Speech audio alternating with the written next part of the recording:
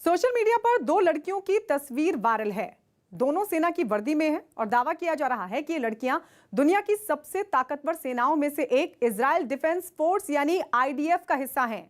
तस्वीर के वायरल होने की एक और वजह है, लड़कियों का चेहरा, मोहरा और रंग रूप पूरी तरीके से भारतीय दिख रहा है। आखिर इस तस्वीर की सच्चाई क्या है?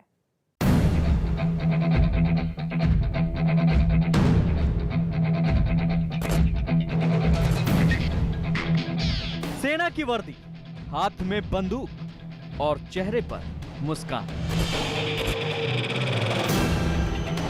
जैसे देश के लिए कुछ भी कर गुजरने के लिए तैयार खड़ी हूं। लेकिन ये भारतीय सेना की सिपाही नहीं है। दावा किया जा रहा है कि ये दोनों लड़कियां इजरायली सेना का हिस्सा हैं और सेना में बड़े पद पर तैनात हैं। गुजरात के जूनागढ़ की रहने वाली दो बहनें इजरायली सेना में शामिल होकर अपना दमखम दिखा रही हैं। दोनों कमांडो यूनिट में हैं और भारत का परचम बुलंद कर रही हैं। सेना की वर्दी में कहीं किसी सेना का निशान तो लगा नहीं है। इस रंग की वर्दी तो भारतीय सेना की महिला विंग में भी है। ऐसा भी हो सकता है वर्दी किसी और सेना की हो।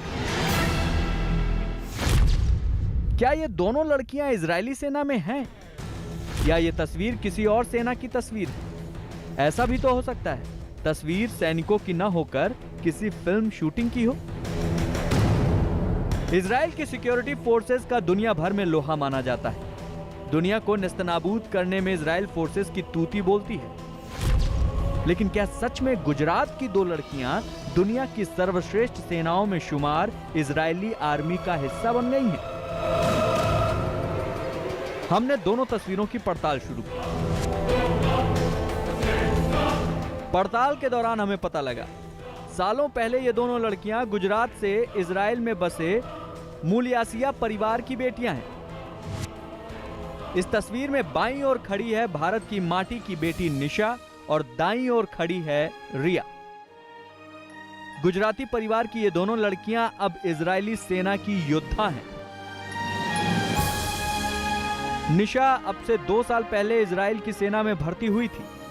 फिलहाल उनकी तैनाती कम्युनिकेशन एंड साइबर सिक्योरिटी में फ्रंट लाइन यूनिट हेड के तौर पर है। हाल ही में निशा ने फिलिस्तीन से युद्ध भी लड़ा है। निशा के पिता बेटी के काम से बेहद खुश हैं। ये माहौल में इजरायली आर्मी के जो भी सोल्जर है और निशा 18 घंटा दिन के काम करते हैं। ये इमरजेंसी टाइम पर अभी निशा एक गुजराती महिला के नाते पहली इजरायली आर्मी में वो सर्विस दे रही है और 2 साल उसको होने को आया इजराइल आर्मी में। एक पिता होने के नाते और मैं एक गुजराती इंडियन होने के नाते भी गर्व अनुभवता हूँ कि हमारे बच्चे वो इजराइल आर्मी में ये सर्विस प्रोवाइड कर रहे हैं और कंट्री को सेव कर रहे हैं। इजराइल एक ऐसा देश है जो चारों तरफ से दुश्मनों से घिरा हुआ है, इसलिए वहां सभी के लिए सैनिक शिक्षा अनिवार्य है, खासकर महिलाएं। इजरायली महिलाएं पुरुषों की तरह प्रशिक्षित होती हैं और हर तरह के हथियार चलाना जानती हैं। इनके इरादे किसी फौलाद से कम नहीं है। शायद इस वजह से भी इजराइल की सेना दुनिया भर में सबसे शक्तिशाली सेना में से एक मानी जाती है। इजराइल में महिलाओं के लिए मिलिट्री सर्विस जरूरी है। इजराइल की सेना की रिपोर्ट के मुताबिक उनकी सेना में करीब 34% महिलाएं हैं, जो साल 1948 से ही इजराइल डिफेंस फोर्स यानी आईडीएफ का हिस्सा हैं। इजरायली सेना में महिलाओं के लिए 24 महीने की सर्विस जरूरी है और लड़कियों को भी स्कूली दिनों से ही आर्मी ट्रेनिंग देनी शुरू कर दी जाती है। इजराइल डिफेंस फोर्स में हर साल करीब 1500 महिलाएं कॉम्बैट सोल्जर बनती हैं। आईडीएफ की ये सिपाही खतरों से खेलती हैं और युद्ध के दौरान कई दफा इन महिलाओं ने अपनी बहादुरी का परिचय भी दिया है। अपनी बहन निशा और इजराइल की सेना का जज्बा देखकर उसकी चचेरी बहन रिया ने भी ठान लिया कि वो भी इजराइल सेना में शामिल होगी। 12वीं की पढ़ाई के बाद उसने इजराइल सेना में भर्ती की परीक्षा पास की और प्री सर्विस के तहत पिछले 3 महीने से इजराइल सेना की सबसे कठोर कमांडो ट्रेनिंग ले रही है। माना जा रहा है कि रिया की तैनाती इजराइल सेना में सीक्रेट सर्विस, मोसाद या फिर साइबर सेल जैसी किसी यूनिट में होगी। फिलहाल रिया की कमांडो ट्रेनिंग चल रही है। भारत की बेटियों के इजराइल के सेना में शामिल होने की ये कहानी वर्षों पहले शुरू हुई थी। दरअसल निशा के पिता जीवाभाई मुयासिया आज से 30 साल पहले गुजरात के जूनागढ़ से इजराइल आकर बसे थे। शुरुआत में किराना की दुकान से धंधा शुरू किया और आज एग्रीकल्चर, कॉस्मेटिक और सिक्योरिटी जैसे अलग अलग क्षेत्रों में व्यापार कर रहे हैं और इस समय इजराइल के बड़े कारोबारी हैं। इजराइल की सेना में इन बेटियों की कामयाबी की कहानी और महिलाओं की भागीदारी ने पूरी दुनिया के सामने एक उदाहरण पेश किया है, जो दिखाता है कि महिलाएं देश की सुरक्षा का जिम्मा मिलने पर उसे बखूबी निभा सकती हैं। न्यूज़ 18 इंडिया की पड़ताल में वायरल खबर पक्की साबित हुई है। क्या आप हर महीने अपने बैंक अकाउंट की डिटेल चेक करते हैं? देखते हैं कितनी ट्रांजैक्शन हुई है, कहां हुई है। सोशल मीडिया का दावा है कि अभी अपनी बैंक अकाउंट डिटेल चेक कीजिए। हो सकता है आपके खाते से 173 रुपए काट लिए गए हों, या फिर आपके बैलेंस में 57 रुपए कम हो, या यह भी हो सकता है कि आपके अकाउंट से 150 रुपए काट भी लिए गए हों। ऐसा इसलिए क्योंकि दावा किया जा रहा है कि बैंकों ने अब खाते और एटीएम से होने वाले लेन देन की एक सीमा तय कर दी है। ये सीमा पार हुई तो चार्ज लगेगा। क्या बैंक आपको बिना बताए आपकी जमा पूंजी उड़ाकर अपनी जेब भर रहे हैं? अब एटीएम से महीने में 4 बार से ज्यादा पैसे मत निकालिएगा, क्योंकि 5वां ट्रांजैक्शन होते ही आपके अकाउंट से 173 रुपए कट जाएंगे। अब बैंक से अपने लेन देन की गिनती भी रखिएगा, क्योंकि महीने के 4 ट्रांजैक्शन होते ही 150 रुपए अलग से चार्ज लगने वाले हैं। व्हाट्सएप पर एक वायरल मैसेज का दावा तो यही है, और बहुत संभव है कि ऐसा मैसेज आपके फोन पर भी आया होगा।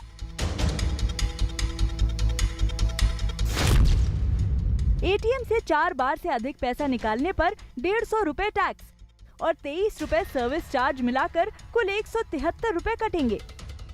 एटीएम ही नहीं, अब बैंक में 4 ट्रांजैक्शन के बाद हर ट्रांजैक्शन पर 150 रुपए चार्ज लगेगा।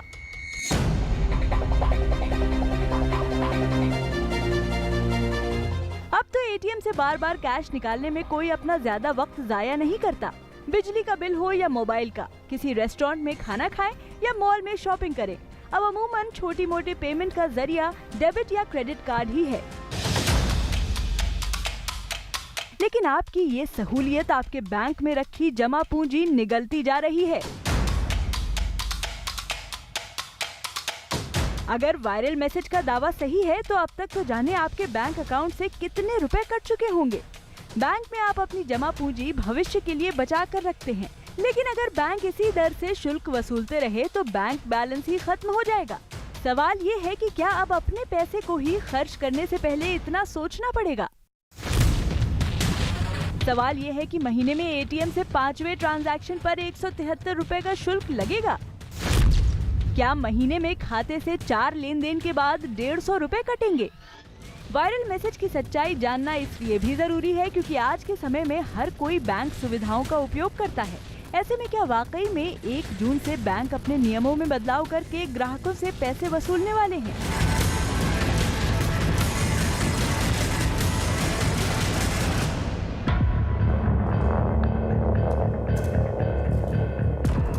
इसके लिए हमने सबसे पहले रिजर्व बैंक ऑफ इंडिया की वेबसाइट पर इससे जुड़ी जानकारी खंगालनी शुरू की और ये पता लगाने की कोशिश की कि क्या एटीएम से महीने के 5वें ट्रांजैक्शन होने पर 173 रुपए कट रहे हैं।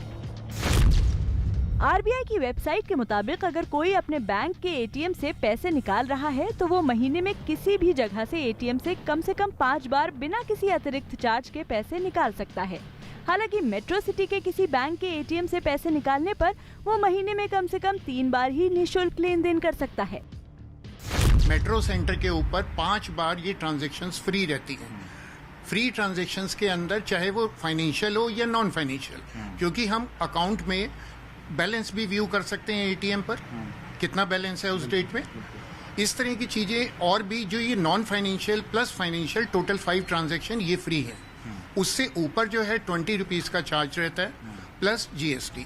ये RBI डिसाइड करता है। और नॉन मेट्रो सेंटर्स के ऊपर 3 ट्रांजेक्शन्स फ्री रहती है, उससे ऊपर चार्ज लगेगा।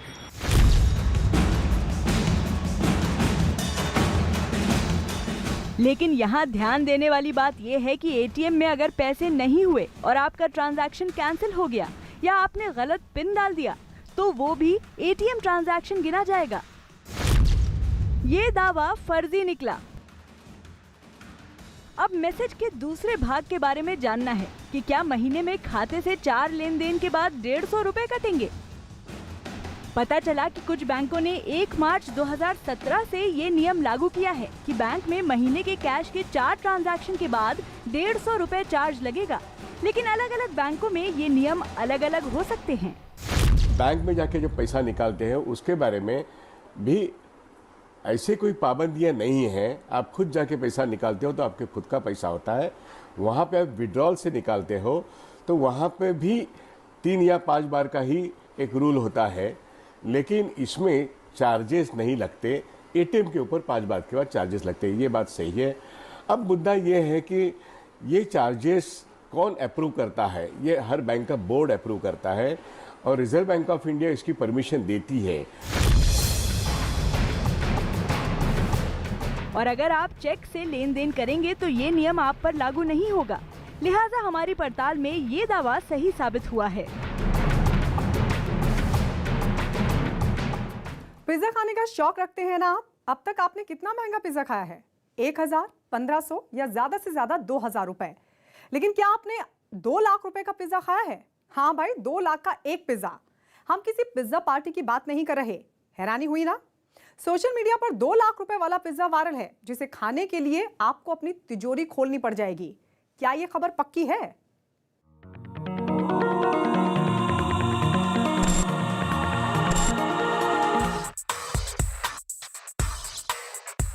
पिज्जा, जिसका नाम सुनते ही किसी के मुंह में भी पानी आ जाए। तरह तरह की टॉपिंग्स, चीज, मक्खन, Mexican pizza, mushroom pizza, onion tomato pizza और ना जाने कितनी तरह के अलग अलग रंग ढंग में ये उपलब्ध हैं। लेकिन इनकी कीमत 500 से 1000 रुपए तक की होती है। लेकिन क्या आपने कभी 1.5 लाख रुपए का पिज्जा खाया है? सिर्फ एक पिज्जा और कीमत 2 लाख रुपए। अगर आपको पता चले कि एक पिज्जा ऐसा भी है जिसकी कीमत 2 लाख रुपए है तो यकीन होगा। लेकिन वायरल मैसेज के साथ तो ये भी दावा किया जा रहा है कि इसे खाने वालों की लंबी लाइन है। सोशल मीडिया पर ये पिज्जा वायरल है, जिसके साथ दावा किया जा रहा है कि इस पिज्जा की कीमत 2 लाख रुपए है। खाते ही आपके मुंह में पानी आ जाएगा। ये कोई ऐसा वैसा पिज्जा नहीं है। इतनी भारी कीमत सुनकर तो ऐसा ही लग रहा है जैसे खाना नहीं कोई सोने की चीज खरीदी जा रही हो। भारत में इस समय 10 ग्राम सोने की कीमत लगभग 50,000 रुपए है। तो क्या पिज्जा सोने से बना है जो इतना महंगा है? लोग अक्सर जंक फूड के आदी होते हैं, लेकिन शायद ही कोई जंक फूड के लिए इतना पैसा खर्च करने की सोचेगा। पिज्जा इतना महंगा क्यों है? क्या पिज्जा सोने से बना है? और इतना महंगा पिज्जा कहाँ बेचा जा रहा है?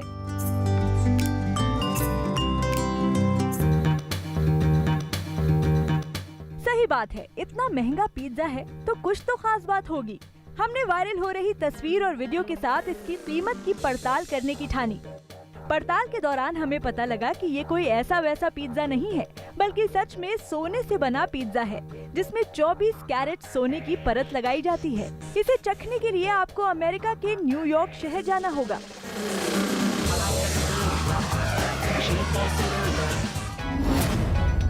न्यूयॉर्क के इंडस्ट्री किचन रेस्टोरेंट में ये पिज्जा खास तौर से बनाया जाता है, जिसमें चिली फ्लेक्स की जगह सोने के फ्लेक्स डाले जाते हैं। इस पिज्जा के लिए इंग्लैंड से सफेद स्टिल्टन चीज और फ्रांस से मीट मंगवाकर डाला जाता है।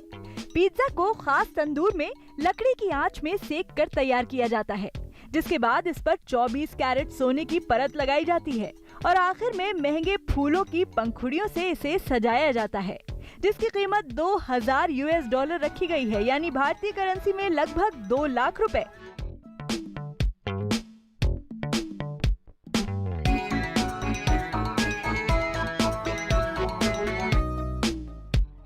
ऐसा नहीं है कि सोने के फ्लेक्स खाने में दिक्कत करते हैं। इसे खाने में इस तरह डाला जाता है कि यह आसानी से पच जाते हैं।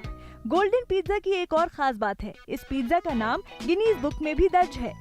रेस्टोरेंट ने भी अपने मेन्यू में इसे यही नाम दिया है।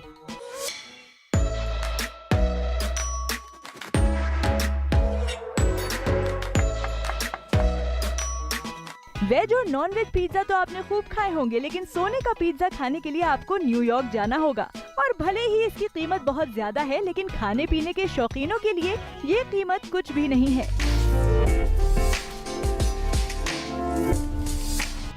न्यूज़ 18 इंडिया की पड़ताल में वायरल खबर पक्की पाई गई है। प्याज तो खाते हैं ना आप? सब्जी, सलाद और तो और तड़के में भी प्याज का इस्तेमाल होता है, लेकिन क्या आपको पता है कि उसी प्याज से म्यूकरमाइकोसिस यानी कि ब्लैक फंगस नाम की बीमारी हो सकती है। सोशल मीडिया पर किए गए दावे के मुताबिक प्याज के अंदर ब्लैक फंगस हो सकता है। ये बात इसलिए भी खौफनाक हो सकती है क्योंकि भारत के कई राज्यों में ब्लैक फंगस को महामारी घोषित कर दिया गया है और कोरोना से ठीक हुए मरीजों को ये बीमारी अपने शिकंजे में ले रही है। तो क्या आप भी बाजार से ब्लैक फंगस को खरीद कर घर ले आए हैं?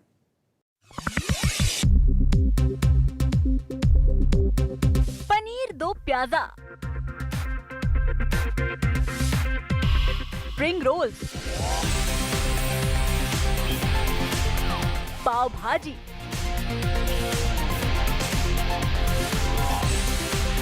राजमा, छोले और प्याज के पराठे।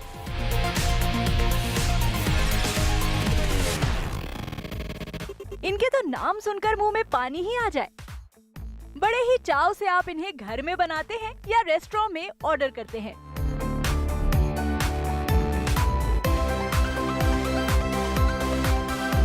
प्याज का तड़का खाने में स्वाद बढ़ाने के लिए काफी है। सलाद की प्लेट भी प्याज के बिना अधूरी है।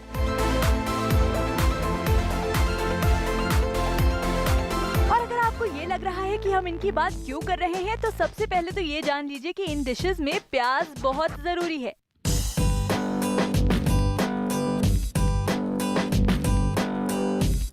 इसी प्याज के बारे में दावा किया जा रहा है कि प्याज से ब्लैक फंगस बीमारी हो सकती है।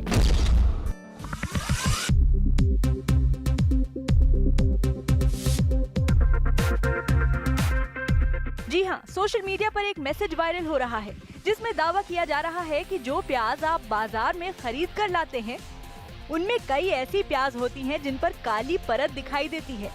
खतरा यही है। प्याज पर लगे इन काले धब्बों को ध्यान से देखिए। ये ब्लैक फंगस के निशान हैं, जो कि प्याज के साथ आपके घर, आपकी थाली में पहुंच रहा है। अब भी सावधान हो जाइए, प्याज को इस्तेमाल करने से बचें। अभी तक जो देश कोरोना काल की चुनौतियों से जूझ रहा था, अब उसी देश में ब्लैक फंगस का दायरा भी बढ़ता जा रहा है। देश के लिए ये नई मुसीबत इतनी बड़ी होती जा रही है कि इसका अंदाजा ऐसे ही लगाया जा सकता है कि न सिर्फ इस बीमारी के मरीजों की संख्या लगातार बढ़ रही है, बल्कि धीरे धीरे ये बीमारी देश में अपना दायरा भी बढ़ाने लगी है। तो वो ब्लैक फंगस जिसे कई राज्यों ने महामारी घोषित कर दिया है, क्या उसके फैलने की वजह ये प्याज है जिसे हम धड़ल्ले से अपने खाने में इस्तेमाल कर रहे हैं? ऐसे में सवाल है कि प्याज पर लगे काले धब्बे क्या सच में ब्लैक फंगस हैं? प्याज पर ये काले धब्बे कैसे बनते हैं? और सबसे अहम बात, क्या ब्लैक फंगस की पहचान ये काला रंग ही है? वायरल हो रहे मैसेज की पड़ताल करना जरूरी है, क्योंकि प्याज तो लगभग हम रोज ही खाते हैं। तो क्या प्याज हमारे लिए परेशानी का सबब बनने वाला है?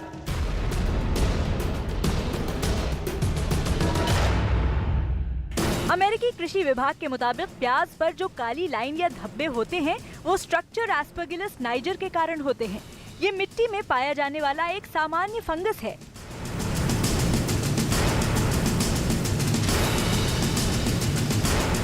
लेकिन हर काली चीज को ब्लैक फंगस नहीं कहा जा सकता। प्याज में मिलने वाले काले धब्बे ब्लैक फंगस नहीं है। हालांकि वो हानिकारक जरूर हो सकते हैं।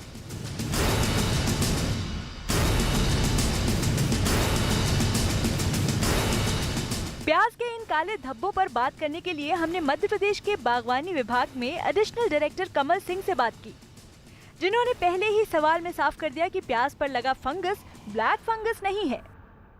प्याज का जो ब्लैक फंगस है ये तो बहुत पहले से प्याज के अंदर होता है। उसका एक जो बीमारी है ये एस्परजिलस के कारण आती है। जो मोल्ड ग्रुप का जो फंगस है ये खासकर जो भंडारण में जब ज़्यादा तापक्रम और नमी होती है उस समय ये फंगस इसमें आने लगता है ये, और जो छिलके के ऊपरी हिस्से में आप अपने को देखने को मिलता है। जबकि ये जो म्यूकोरमाइसिस की अपन बात कर रहे हैं, जो ब्लैक फंगस आदमी को ह्यूमन को इफेक्ट कर रहा है, उसका कॉजल ऑर्गेनिज्म या उसका कारण दूसरा है। और प्याज का जो ब्लैक फंगस है, जो मोल्ड है, उसका जो कारण है वो दूसरा है, दूसरा प्रकार की फंगस है। ये भी समझ लीजिए कि प्याज पर काले धब्बे लगते कैसे हैं। काला रंग है ये एक्चुअली उसके जो फंगस है उसके स्पोर होते हैं, जो काले काले स्पोर होते हैं, और ये एक प्याज से दूसरे प्याज में ये फैलाने का ये काम भी करते हैं।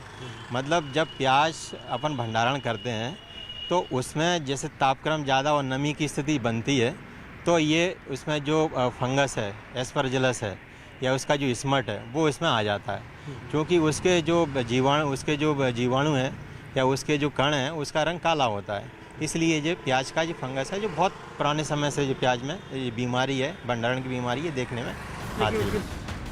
तो क्या काले धब्बे वाले प्याज खाने पर ब्लैक फंगस की तरह ही प्याज पर लगा ये फंगस भी हमारे शरीर को नुकसान पहुंचा सकता है? और क्या सच में खाने पीने की चीजों से ब्लैक फंगस होने का खतरा है? स्टमक में जाने के बाद में उसका पाचन हो जाता है हर चीज़ों का, लेकिन यदि ज़्यादा मात्रा में यदि इसे लेते हैं तो थोड़ा सा टॉक्सिन इफेक्ट उसके ऊपर आ सकता है, जैसे जी मचलाना, उल्टी होना, इस तरह के सिम्टम आ सकते हैं। खाने पीने की चीज़ों से ये ब्लैक फंगस नहीं हो रहा।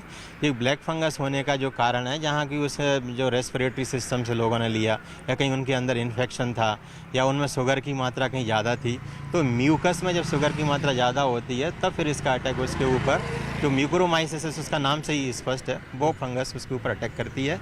ये प्याज की फंगस के कारण ये ब्लैक फंगस का अटैक बिल्कुल नहीं।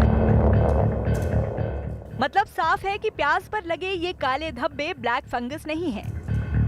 हालांकि किसी भी संक्रमण को फैलने से रोकने के लिए या बीमारी में बचाव के लिए सबसे ज्यादा जरूरी साफ सफाई होती है। ये बेहद जरूरी है कि सभी सब्जियों को इस्तेमाल से पहले अच्छी तरह से धो लें। सावधानी ही इलाज है। न्यूज़ 18 इंडिया की पड़ताल में ये खबर गलत साबित हुई है। कोरोना से बचाव के लिए सबसे जरूरी है वैक्सीन, जिसके लिए सरकार सबसे ज्यादा जोर भी दे रही है। देश में लगभग 4 करोड़ से ज्यादा लोगों को वैक्सीन लग चुकी है, लेकिन एक दावे ने सोशल मीडिया को हैरत में डाल दिया है। दावा यह कि वैक्सीन लगवाने के बाद उनके शरीर में चुंबक चिपकने लगी है। साथ ही दावा यह भी किया जा रहा है कि वैक्सीन के साथ शरीर में कोई धातु भी डाली जा रही है। लेकिन सच्चाई क्या है? पहले तो इनके हाथ पर चुंबक चिपक गया, फिर चम्मच। हद तो तब हो गई जब इनके हाथ पर मोबाइल फोन चिपक गया। हाथ है या चुंबक?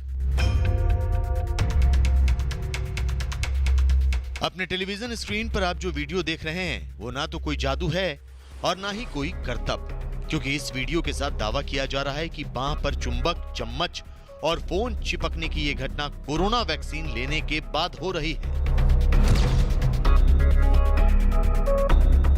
सच में क्या कोरोना वैक्सीन लेने के बाद ऐसी घटना हो रही है? इस शख्स का दावा है कि इसे कोरोना वैक्सीन लग चुकी है और वैक्सीन लगने के बाद इसके शरीर में चुंबक चिपकने लगी है।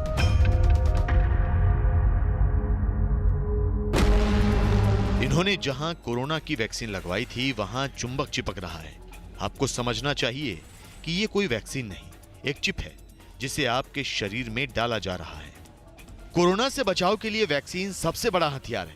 ऐसे में सोशल मीडिया पर वायरल हो रहे इस मैसेज का दावा लोगों को डरा रहा है। तो क्या वैक्सीन के जरिए शरीर में माइक्रोचिप या मैग्नेटिक धातु के कण डाले जा रहे हैं? वैक्सीन किन किन चीजों से मिलकर बनाई जाती है? क्या उसमें कोई धातु भी होता है? और अगर वायरल वीडियो का दावा गलत है तो हाथ पर सामान कैसे चिपक रहा है, इसकी क्या वजह हो सकती है? कोरोना काल में आए दिन फर्जी मैसेज की बाढ़ आई हुई और ऐसे में इस वायरल वीडियो के जरिए लोगों के बीच में डर पैदा हो रहा है, जो कि कोरोना को बढ़ावा देने के लिए काफी है। हमने वायरल वीडियो की पड़ताल शुरू की तो पता लगा कि सोशल मीडिया पर लोग अपनी वैक्सीन लगी बाह में चुंबक चिपकाकर वीडियो बना रहे हैं, जो #कोविड मैग्नेट चैलेंज जैसे हैशटैग्स के साथ खूब शेयर हो रहे हैं। न्यूज 18 संवाददाता आदित्य ने वैक्सीन लगवा के आ रहे लोगों पर यह टेस्ट किया और जानने की कोशिश की कि क्या ऐसा भारत में भी हो रहा है। वैक्सीनेशन सेंटर पर मौजूद इन लोगों पर हम वही डेमो कर दिखाएंगे कि जिस डेमो में वैक्सीन के बाद लोगों के शरीर पर धातु की वस्तुएं चिपकने का दावा किया जाता है।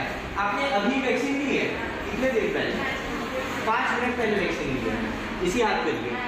तो ये जो यहाँ पर महिला इस वक्त मौजूद है, इन्होंने कुछ ही देर पहले वैक्सीन ली है और उनके शरीर पर मेरे हाथ में एक की रिंग है, ये स्टील का बना हुआ है। इससे मैं चिपका कर देखता हूँ कि क्या ये की रिंग इनके शरीर पर चिपकता है। उसके बाद एक मोबाइल जो है कि मोबाइल का डेमोन्स्ट्रेशन भी वीडियो में दिखाया जाता है कि मोबाइल भी जो है उस व्यक्ति के शरीर पर चिपक जाता है। वीडियो में जिस तरीके से डेमोन्स्ट्रेशन दिखाया था ठीक उसी तरीके से डेमोन्स्ट्रेशन कर यहाँ पर दिखाया, लेकिन वीडियो में वैक्सीन के बाद धातु की वस्तुएं चिपकने की जो बात कही गई थी वो बात यहाँ पर झूठ साबित होती है। ऑक्सफोर्ड यूनिवर्सिटी के एक शोध में बताया गया है कि कुछ वैक्सीन में एल्यूमिनियम पाई जाती है, हालांकि इसकी मात्रा बहुत कम होती है, उतनी जितनी खाने पीने के सामान में भी प्राकृतिक रूप से पाई जाती है। दूसरी बात यह कि एल्युमिनियम में लोहे की तरह चुंबकीय गुण नहीं होते। गवर्नमेंट ऑफ इंडिया ने 2 तरीके के वैक्सीन को परमिशन दी है, उसमें कोविशील्ड और कोवैक्सीन। कोविशील्ड है एस्ट्राजेनेका, जो dsDNA encoding for spike protein से बना है और वो बाद में क्या करता है, वो इन्फेक्टेड सेल को स्पाइक प्रोटीन्स जो के इम्यून सिस्टम डेवलप करके उसको वो कोविड नहीं होना चाहिए इसके बारे में वो शरीर में उसकी प्रक्रिया होती है। और जो कोवैक्सीन है वो इनएक्टिवेटेड वैक्सीन है, इसीलिए ऐसा तो कुछ नहीं है कि वो धातु से ये वैक्सीन नहीं बनती है। और ये वैक्सीन जो बनती है उसके लिए जो 5 प्रकार के उसके स्टडीज़ होते हैं, उसके बाद वो वैक्सीन सेफ है, उसके स्टडीज़ होने के बाद उसकी परमिशन मिलती है।